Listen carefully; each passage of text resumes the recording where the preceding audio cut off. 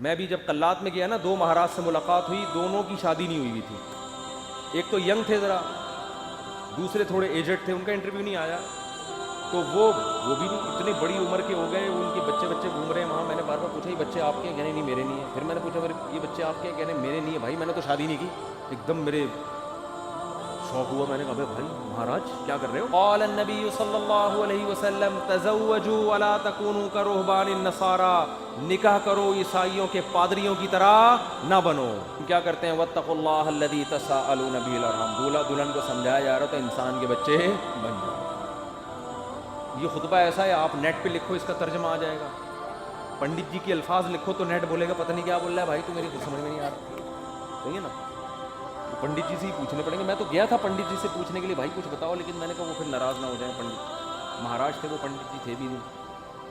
پتہ نہیں مہاراج میں پنڈت جی میں کیا فرق ہوتا ہے. وہ ان کے مفتی اعظم ہوتے ہوں گے شاید پنڈت، اور مہاراج نارمل مولانا ہوتے ہوں گے، تو شاید یہ ہوتا ہو، واللہ اعلم. خیر، پھر اللہ نے کیا فرمایا؟ دوسری آیت جو پڑھی جاتی ہے، یا ایھا الذین آمنوا اتقوا اللہ وقولوا قولا سدیدا. ایمان والو اللہ سے ڈرو اور ہمیشہ سیدھی سیدھی بات کیا کرو. کیا کیا کرو؟ یہ نہیں کہ سچی بات. قولوا قولا صادقا نہیں کہا اللہ نے، قولوا قولا سدیدا. سدیدا کا مطلب سیدھی سیدھی، ٹیڑھی میڑھی آڑے ترچھی نہیں چل باتیں نہیں کیا کرو. اس سے فائدہ کیا ہوگا؟ یصلح لکم اعمالکم، تمہارے اعمال کو درست کر دے گا. یہ میاں بیوی کو سمجھایا جا رہا ہوتا ہے کہ ابھی سے نا سیدھی بات کرنا سیکھو. ٹوپیاں گھمانا، شوہر بیوی کو ٹوپیاں، بیگم میاں کو، پوری زندگی کس پہ چلتی ہے؟ ٹوپیاں. سیدھی بات کرتے ہی نہیں. سسرال سے الگ آڑی ترچھی باتیں، سسرال والے داماد سے الگ، بیٹی سے الگ. گھروں میں جو آگ لگتی ہے وہ سیدھی باتیں کرنے سے لگتی ہے، آڑی ترچھی باتیں کرنے سے. جھوٹ فلوٹ گھماتے ہیں باتوں کو، صحیح بات ہی نہیں کرتے. تو اس سے کیا ہوتا ہے؟ اعمال خراب ہونا شروع ہو جاتا ہے. جب آدمی کو پتہ ہوتا ہے نا مجھ سے کوئی پوچھے گا تو مجھے سچ بولنا پڑے گا، تو وہ کام ہی ایسا نہیں کرتا کہ جواب دہی ممکن نہ ہو اس کے. تو یہ میاں بیوی کو تمیز سے نصیحت کی جاتی ہے. اور پھر حدیثیں پڑھی جاتی ہیں، النکاح من سنتی، نکاح میری سنت ہے. فمن رغب عن سنتی فلیس منی، جو میری سنت پہ نہیں چلے گا وہ مجھ سے نہیں ہوگا. دولہا کو حوصلہ افزائی کی، تو بیٹا زندگی میں پہلی دفعہ کوئی انسان ڈھنگ کا کام کر رہا ہے، تو نبی کی سنت کو بولتے کیوں نہیں بھائی؟ زندہ. اور اتفاق کی بات ہے دوسری شادی میں بھی یہی خطبہ ہے، تیسری میں بھی اور چوتھی میں بھی. کیا مطلب؟ دوسری میں بھی اس کو اپریشیٹ کیا جاتا ہے، سنت کر رہا ہے، تیسری میں بھی چوتھی میں بھی. سمجھتے؟ یہ ویسے ہی درمیان میں جنرل نالج کی بات ہے. میں آپ کو پتہ ہے اس ٹاپک پر آج کل بالکل بھی نہیں بولتا. تو آگے اللہ تعالیٰ کے آگے کیا حدیث میں ہے جو خطبے میں پڑھا جاتا ہے؟ قال النبی صلی اللہ علیہ وسلم تزوجوا الودود الولود فإنی مباہی بکم الامم. ایسی عورت سے نکاح کرو محبت کرے اور تمہیں اولاد زیادہ دے، میں قیامت کے دن تمہاری کثرت پہ فخر کروں گا. میاں بیوی کو سمجھایا جاتا ہے نسل مت روکنا، تمہارا ملاپ پائیدار، کامیاب، خوشیوں بھرا اور آخرت میں ترقی کا سبب جبھی ہو سکتا ہے جب تم دونوں اولاد کی کثرت چاہو. شروع میں ہی چاہتے ہیں کہ ہمارے اولاد نہ ہو، اس کی بھی نفی کی گئی. اور کیا پڑھا جاتا ہے خطبے میں؟ وقال النبی صلی اللہ علیہ وسلم تزوجوا ولا تکونوا کرہبان النصارى، نکاح کرو عیسائیوں کے پادریوں کی طرح نہ بنو. میں بھی جب قلات میں گیا نا، 2 مہاراج سے ملاقات ہوئی، دونوں کی شادی نہیں ہوئی تھی. ایک تو ینگ تھے ذرا، دوسرے تھوڑے ایجڈ تھے، ان کا انٹرویو نہیں آیا. تو وہ بھی نہیں، اتنی بڑی عمر کے ہو گئے، ان کے بچے گھوم رہے ہیں وہاں. میں نے بار بار پوچھا یہ بچے آپ کے ہیں؟ کہنے نہیں میرے نہیں ہیں. پھر میں نے پوچھا یہ بچے آپ کے ہیں؟ کہنے میرے نہیں ہیں. بھائی میں نے تو شادی نہیں کی.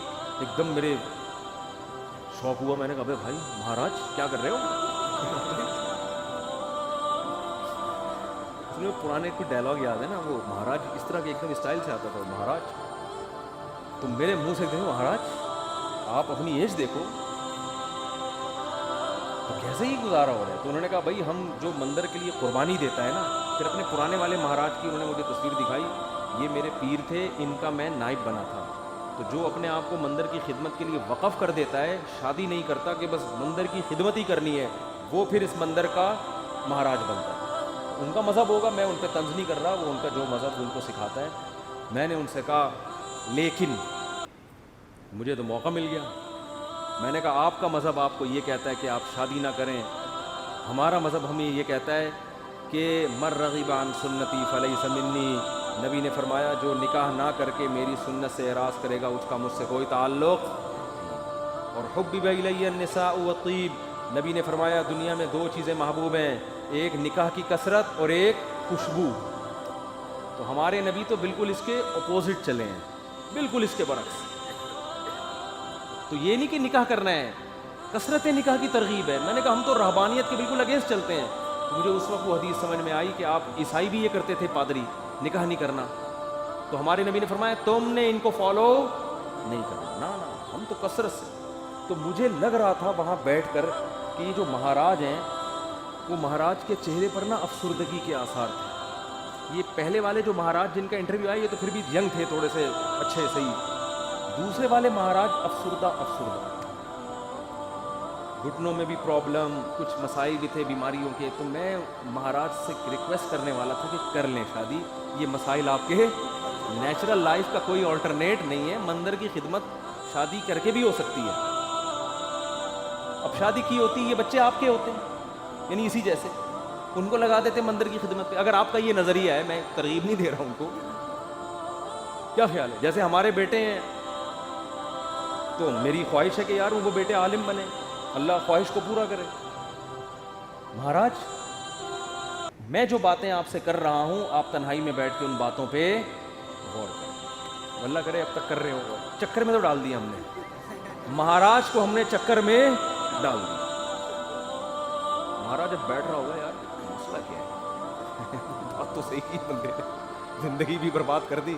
پھر میں نے مہاراج سے بھی کہا، میں نے کہا یہ بھی دیکھ لینا کہ آخرت میں اس شادی نہ کرنے کا کوئی ثواب بھی ملے گا، ایسا نہ ہو کہ نہ یہاں کے رہے نہ وہاں کے۔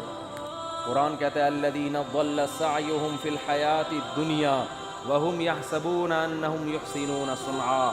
قرآن کے الفاظ ہیں۔ بھائی ہندو یہ نہ سمجھیں کہ میں تو اسلام کی بات کروں گا نا، آپ کا مذہب اگر یہ کہتا ہے تو ٹھیک ہے بھائی آپ اس کو فالو کریں، آپ کو نہیں سمجھ میں آ رہا تو ہم کیا کہہ سکتے ہیں، لیکن ہمارا جو مذہب ہے وہ ہمیں کیا کہہ رہا ہے؟ وہ یہ کہہ رہا ہے کہ الذین ضل سعیہم فی الحیاۃ الدنیا، کچھ لوگ دنیا میں ایسے ہیں کہ جن کی کوششیں برباد ہو جائیں گی دنیا میں، حالانکہ وہ یہ سمجھ رہے ہیں کہ وہ بہت اچھا کام کر رہے ہیں۔ دیکھو ایک آدمی غلط کام کر رہا ہوتا ہے، غلط کو غلط سمجھ کے، اس کو پتہ ہے بھائی چرس پینے کا آخرت میں کوئی ثواب ملے گا، اور چرسی کو امید بھی نہیں ہوتی۔ وہ کہہ رہا ہو یار مجھے پتہ ہے آخرت میں بربادی ہے لیکن اب مزے اڑا لوں تھوڑی دیر کے۔ ہیروئنچی کو پتہ ہے آخرت میں بربادی ہے مگر مزے اڑا لو، زانی کو پتہ ہے آخرت میں بربادی ہے مگر مزے اڑا لو۔ لیکن کچھ لوگ ایسے ہوتے ہیں جو بڑی محنت کر رہے ہوتے ہیں، اپنی حلال خواہشات کو بھی قربان کر رہے ہوتے ہیں، اور وہ سمجھ رہے ہوتے ہیں آخرت میں مل جائے گا بدلہ۔ اللہ کہتے ہیں نہ دنیا میں ملے گا اور نہ آخرت، کیونکہ پیپر جو اللہ نے بنایا ہے نا اس کو فوکس کرنا ہے آپ نے۔ پیپر فزکس کا ہے اور آپ ریاضی کے مشکل ترین سوالات لے کے بیٹھ گئے، اور جو فزکس کا آسان سوال تھا اس کا آپ اس کو حل نہیں کر رہے۔ کیمسٹری کا آسان سوال تھا پانی کا فارمولا کیا ہے، ہائیڈروجن ڈائی آکسائڈ ہے نا، یہ بہت آسان تھا، آپ کہہ رہے تو بہت آسان ہے یار یہ نہیں حل کرتا مجھے اصل میں ایک فزکس کا ایک بڑی پیچیدہ ایکویشن ہے اس کو میں حل کر سکتا ہوں، اس کو بیٹھ کے آپ نے حل کرنا شروع کر دیا۔ عقل مند کہے گا بھائی تیرے سے جو پوچھا گیا ہے اس کو تو فوکس کر، جو سوال پوچھا نہیں جا رہا اس کا جواب کیوں دے رہا ہے؟ اب آپ جواب میں یہ کہیں یار دیکھو میری اتنی محنت کر کے میں نے فزکس کی اس ایکویشن کو حل کیا ہے، میں یہ سوچ بھی نہیں سکتا کہ ممتحن اور ایگزامینر میری اس محنت کو ضائع کر دے، یقیناً 100 نمبر دے گا۔ اس سے کیا ہے 100 نمبر تجھے ہائیڈروجن ڈائی آکسائڈ لکھ دیتا مل جاتا ہے، آپ کے اتنے آسان سوال کے 100 نمبر نہیں ہو سکتے۔ یہ دلیل صحیح ہوگی؟ نہیں یاری بات میرا خیال ہے او بھائی یہ دلیل بالکل غلط ہوگی کہ یہ نہیں دیکھا جاتا کہ سوال مشکل ہے یا آسان۔ ہم نے دیکھا نا یوٹیوب پہ ایک ہندو کرالنگ کرتا ہوا پتہ نہیں دلی سے یو پی جا رہا ہے یا کہاں جا رہا ہے، لیٹ کے کہہ رہا ہے بھائی یہ پتہ نہیں کون سے بھگوان ہے جس کی روح خوش ہو جائے گی اس سے۔ تو آپ محنت بہت کر رہے ہیں، اس کا رزلٹ کیا ہے؟ زیرو۔ نبی صلی اللہ علیہ وسلم کو اطلاع ملی نا کہ ایک پیدل حج کرنے جا رہا ہے کوئی، منت مانی بھی اور طاقت بھی نہیں تھی، آپ نے فرمایا اللہ کو اس کی ضرورت نہیں ہے کہ تم اپنے آپ کو اس مصیبت میں ڈالو، یہ تو تمہاری اپنی تمہاری وہ ہے نا، اگر آپ میں استطاعت نہیں اور آپ پیدل جا رہے ہیں حج کرنے کے لیے، تو یہ وہ چیزیں جو آپ نے اپنے اوپر لازم کر لی ہیں۔ تبھی قرآن کہہ رہا ہے لا تحرموا طیبات ما احل اللہ لکم، جو پاکیزہ چیزیں اللہ نے حلال کر دی ان کو حرام مت کرو, اپنے اوپر خامخواہ کی پابندیاں مت لگاؤ. ان پابندیوں سے تم تو ڈپریشن میں جا سکتے ہو, صحت برباد کر سکتے ہو. یہ ہم سے امیدیں مت لگانا کہ آخر میں تمہیں آخرت میں اس کا اجر ملے گا. 0 نمبر ہوں گے تمہارے, بلکہ الٹا گناہ ہوگا. تو میں ان سے کہہ رہا تھا بھائی تم شادی کر لیتے, بیوی بچے ہوتے, تمہاری ڈیزائرز پوری ہوتی ہیں, صحت اچھی ہوتی, تمہیں اولاد ملتی, اولاد کے تو دیکھ کے انسان کی باتیں کھل جاتی ہیں. لیکن مہاراج کا اپنا نظریہ, وہ اپنی سوچ. بھارت یہ بات, ہاں نکاح کے خطبے کی بات کر رہا تھا. تو نبی نے کیا فرمایا, تزوجوا ولا تکونوا کرہبان النصارى, نکاح کرو بھائی راہبوں کی طرح مت بنو. وہ سمجھتے ہیں نہ کر کے اللہ کو خوش کر لیں گے, ایسا نہیں ہے. نکاح کرنے سے اگرچہ تمہاری خواہش پوری ہو رہی ہے, تمہاری ڈیزائرز پوری ہو رہی ہیں, تمہارے لیے ایک لذت کا سامان پیدا ہو رہا ہے, لیکن اس ڈیزائرز پوری کرنے سے اللہ ناراض نہیں ہوتا, بلکہ اللہ اور خوش ہوتا ہے. کیونکہ اللہ نے یہ رکھی اس لیے کہ تاکہ مرد عورت کے حقوق اٹھائے, ذمہ داریاں اٹھائے, اس کی اولاد کی تربیت کرے. اگر یہ ڈیزائرز پوری کرنے پر پابندی لگا دی جاتی, عورتوں کا بھی بیڑا غرق ہوتا اور تمہارا بھی, اور نسل بھی نہ بڑھتی جو اللہ چاہتا ہے. تو اب اصل جو میں ٹاپک کی طرف آتا ہوں, کتنا اچھا خطبہ ہے نا, یہ دولہا دلہن کو سمجھایا جا رہا ہے. وہ تو الگ بات ہے, دولہا دلہن خطبہ سنا اور پتلی گلی سے نکل لی, پوچھتے ہی نہیں کہ مفتی صاحب کچھ ترجمہ کرا دو, کیا کہا تھا نصیحتیں. وہ تو ان کا اپنا ہیڈیک ہے نا, یہ اللہ کا قصور نہیں ہے, پوچھتے ہی نہیں, بس آ جاتے ہیں نادرا سے رجسٹرڈ ہو گیا. نادرا سے مفتی صاحب آپ نے کہا تھا 1 ہفتے کے اندر سرٹیفکیٹ مل جائے گا. وہ ولید سے رابطہ نہیں ہو رہا ہے, 1.5 ہفتہ ہو گیا ابھی تک. اس کی فکر ہوتی ہے بیوی میرے نام ہو جائے. میں ان سے کہتا ہوں دیکھو بیوی تمہاری ہو گئی ہے, نمبر پلیٹ ایشو ہو جائے گی تھوڑی دیر.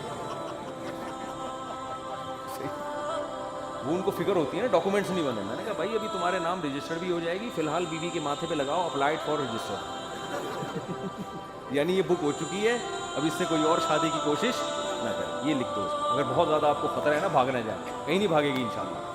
اور اگر سلوک اچھا نہیں ہے تو رجسٹر ہونے کے بعد بھی بھاگ جائے گی. ہوتا ہے ایسا.